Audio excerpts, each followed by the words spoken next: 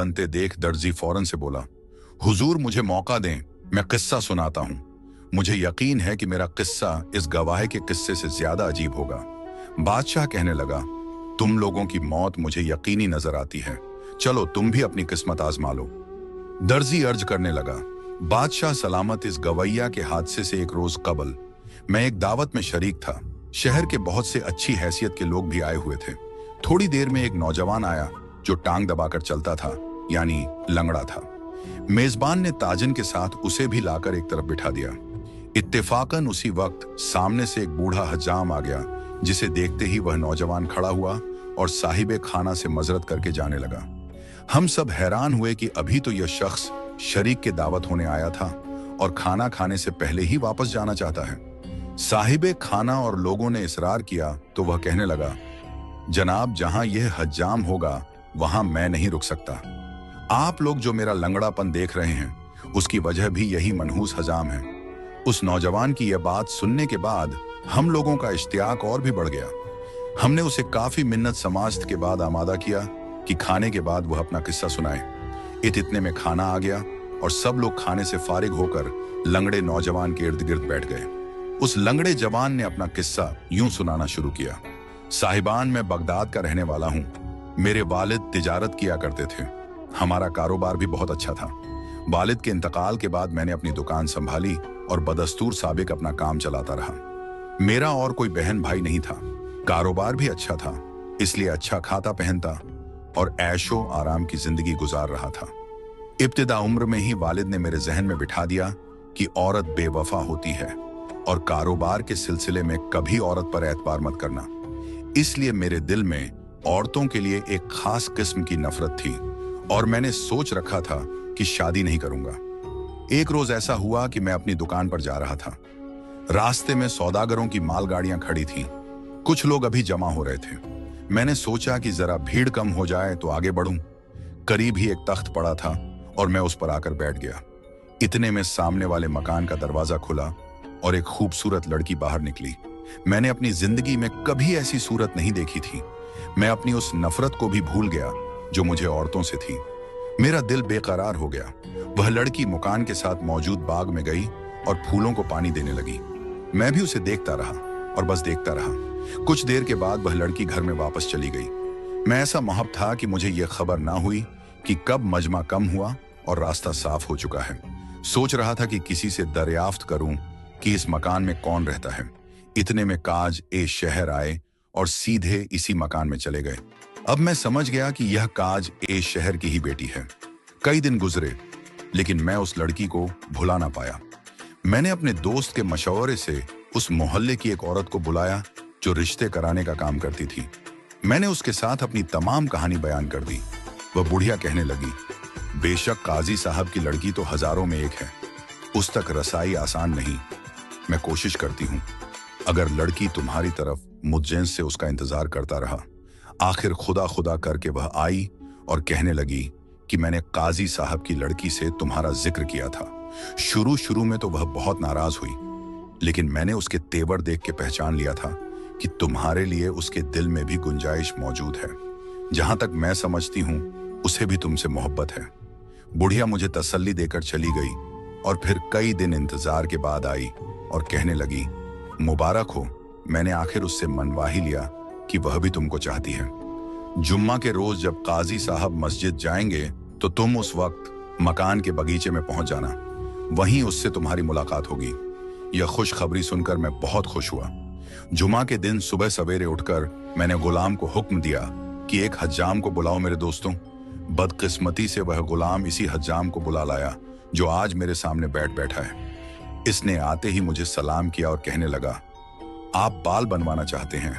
हदीस शरीफ में आया है कि जुम्मा के रोज बाल कटवाना 70 बीमारियां दूर करता है। मैंने इससे कहा, अपनी तकरीर अपने पास रखो और मेरी हजामत बना दो।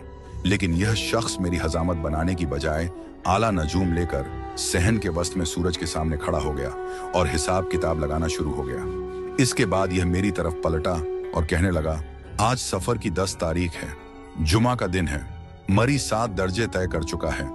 यह वक्त हजामत बनाने के लिए मौजूद नहीं। मैंने गुस्से में आकर कहा, मैंने तुम्हें बाल बनवाने के लिए बुलाया है, जयचा देखने के लिए नहीं, लेकिन ये अपनी बातों से बाज ना आया और बातें करता गया और दिमाग खाता गया। इसकी बातें सुनकर मैं परेशान होने लगा और अपने गुलामों को हुक्म दिया कि इसको बाहर निकाल दो। नाम मुराद मेरा वक्त जाया कर रहा है। यह सुनकर यह हाथ बांधकर मेरे सामने खड़ा हो गया और कहने लगा, जनाब, मैं आपकी खिदमत किए बगैर नहीं जाऊंगा।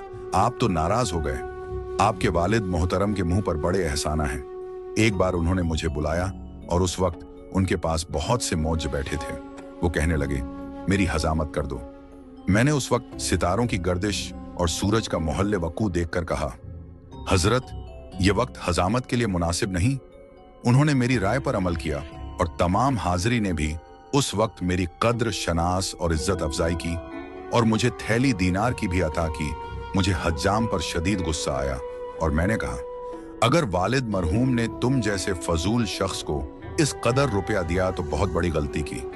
मेरे गुस्से और नाराजगी के बावजूद इस शख्स ने मेरी हजामत ना बनाई और मुझसे कहने लगा, इल्म, नजूम और सितारों की गर्ज सामान लेकर जब यह वहां से रुखसत हुआ तो मैंने गुस्सा किया, उम्दा लिबास पहना और अपनी महबूबा से मिलने के लिए चल दिया। मुझे क्या मालूम था कि यह हज्जाम मजदूर के हाथ सामान मान लेकर मेरे इंतजार में खड़ा था। जब मैं वहां से निकला, यह भी मेरे पीछे पीछे हो लिया और काजी साहब के मकान तक जा पहुंचा। अफसोस मुझे इल्म ना हो सका कि यह शैतान भी मेरा तकब कर रहा था। अगर मुझे मालूम होता तो आज मैं लंगड़ा ना होता। किस्सा मुख्तसर, जब मैं बगीचे में पहुंचा तो दरवाजा खुल गया और मैं अंदर गया। इत्तफाक से यह हज्जाम भी उसी तख्त पर जा बैठा जहां बैठकर चंद रोज पहले मैंने काजी साहब की बेटी को पहली मर्तबा देखा था। इस हज्जाम की फजूल बातों की वजह से शायद मुझे बहुत देर हो गई थी, क्योंकि ज्यादा वक्त नहीं गुजरा था कि काजी साहब नमाज जुमा से फारिग होकर वापस आ गए। इत्तेफाकन वह किसी बात पर अपनी कनीज से नाराज थे। गुस्से में आकर काजी साहब ने उस कनीज को बुरा भला कहना शुरू किया, जिसकी वजह से एक हंगामा बर्पा हो गया। इस शैतान हज्जाम ने बाहर शोर की आवाज सुनी तो ख्याल किया कि शायद अंदर में पकड़ा गया हूं और काजी साहब मुझे सजा दे रहे हैं। चुनांचे इसने बाहर शोर कर दिया और अहले मोहल्ला को जमा कर लिया कि अंदर काज साहब मेरे आका को पीट रहे हैं। फिर भागा भागा मकान पर पहुंचा और गुलामों से कहने लगा, तुम्हारे आका मुसीबत में फंस गए हैं, जल्दी इमदाद के लिए चलो। मेरे गुलाम लाठियों से मुसल्ला होकर काजी साहब के मकान पर आ गए और दरवाज तोड़ने लगे। बेचारे काजी साहब हैरान थे कि आखिर यह क्या मुसीबत नाजिल हुई। घर के बाहर एक तूफान बदतमीजी बरपा था। काजी साहब बाहर आए और कहने लगे, साहिब, क्या मामला है? वह तमाम कहने लगे, आप हमारे आका को क्यों पीट रहे हैं? काजी साहब ने कहा, कौन आका और किसका आका? आखिर इनके आका का मेरे घर में क्या काम? लोगों ने इसी हज्जाम की तरफ इशारा किया तो यह आगे बढ़कर कहने लगा, तुम काज शहर होकर झूठ क्यों बोलते हो? मेरा आका तुम्हारी लड़की पर आशिक था और आज उसे मिलने आया था। तुम्हें किसी तरह इसका इल्म हो गया और अब तुम इसे कत्ल करना चाहते हो। खैरियत इसी में है कि हमारे आका को छोड़ दो और हमारे हवाले कर दो, वरना अच्छा ना होगा। इस हज्जाम की गुफ्तगू सुनकर काजी साहब शर्म से पानी पानी हो गए और कहने लगे, तुम अपने आका को खुद ही तलाश करके निकालो। मैंने तो किसी शख्स को घर में नहीं देखा। अब यह शैतान काजी साहब के घर में घुस आया और मुझे फिक्र हुई कि अगर इसने मुझे तलाश कर लिया तो बहुत रुसवाई होगी। मैं एक संदूक में छुप गया। ढूंढते ढूंढते यह वहां भी आ पहुंचा, लेकिन खुदा का फजल हुआ कि यह उस वक्त अकेला था। मैंने इसके आगे अब हाथ जोड़े कि बाहर चले जाओ, मैं कल आऊंगा, लेकिन यह ना माना। फिर मैंने इससे कहा, जाकर मेरे किसी गुलाम को बुला लाओ। यह बाहर निकला और मैं वहीं दूसरे दरवाजे से भागा। बदकिस्मती से इसने फिर देख लिया और शोर करता हुआ मेरे पीछे दौड़ा। इसकी आवाज सुनकर दूसरी तरफ के बाजार वाले भी मेरे पीछे दौड़ना शुरू हुए। मैंने अपनी जेब में हाथ डाला और मुट्ठी भरकर अशरफियां फेंक दी। बाजार के वह लोग उन अशरफियां को उठाने में मसरूफ हो गए और मैं अपनी जान बचाकर एक तारीक तंग कूचे में जाकर छुप गया। लेकिन यह शैतान फिर भी मेरे सर पर मुसल्लत रहा और करीब आकर कहने लगा, खुदा का शुक्र है मैं आपको बचाने में कामयाब हो गया, वरना आज काजी साहब आपको जिंदा ना छोड़ते। मैं पहले ही कहता था, आज आपको नुकसान पहुंचने का अंदेशा है। अब बताइए, अगर मैं खिदमत गुजारी को मौजूद ना होता तो क्या होता? मैं फिर वहां से भागा और एक दोस्त के मकान में पनाह ली। वहां पहुंचकर जब मैंने कुछ देर आराम किया तो देखा कि इस तमाम हंगामे में मेरा दायां पैर बेकार हो चुका था। इसके बाद मैंने कसम खाई कि जहां यह हजाम होगा वहां मैं नहीं रहूंगा। चुनांचे मैंने अपना कुल सामान बेच दिया और खामोशी से बगदाद को छोड़ दिया। खुदा जाने मेरी महबूबा का क्या हश्र हुआ होगा। मेरे इश्क का जुनून तो इस हज्जाम की बदौलत सर्द पड़ गया। दर्जी का किस्सा मुकम्मल हुआ तो बादशाह कहने लगा, बेशक तुम्हारा किस्सा इस गवाह के वाकये से ज्यादा अजीब है और मैं तुम सबको माफ करता हूं, लेकिन मैं उस हज्जाम को जरूर देखना चाहता हूं जो दरहकीक तुम सबकी मुफी का असल सबब बना। उसी वक्त बादशाह ने अपने सिपाहियों को बुलाया और हज्जाम की तलाश में भेज दिया।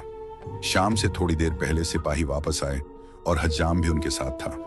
अब दर्जी ने हज्जाम को तमाम किस्सा सुनाया और बताया कि उसे क्यों बुलाया गया है, और उसने गवैया का तमाम वाकया भी उसे सुना डाला। हज्जाम कहने लगा, अगर बादशाह की इजाजत हो तो मैं भी उस गवैया को देखना चाहता हूं। बादशाह ने इजाजत दे दी। अब हज्जाम उस गवैया की लाश के करीब बैठ गया और उसको खूब हिला झुला कर देखने लगा। इसके बाद वह इतना हंसा कि आदाब शाही भूल गया। बादशाह ने उसके हंसने का सबब दरियाफ्त किया तो वो बोला, हुजूर जिसके किसासियन करना चाहते थे वह कमबख्त गवैया तो जिंदा है। मैं अभी आपके सामने इसका इलाज करता हूं। हज्जाम ने पहले तो गवैया की गर्दन और सीना की मालिश की, फिर एक चिमटी से उसके हलक का कांटा निकालकर सबको दिखाया। उसके बाद एक दवा को कपड़े के साथ लगाया और उस गवैया के हलक में डाली। चंद ही लम्हों में वह गवैया उठकर बैठ गया। बादशाह ये देखकर बहुत खुश हुआ और सबको इनामों कराम देकर रुखसत कर दिया। दोस्तों, अगर आपको आज की यह वीडियो पसंद आई तो लाइक करें, राय देना चाहें तो कमेंट करें और हमारे चैनल पुराने किस्से को सब्सक्राइब करना ना भूलें।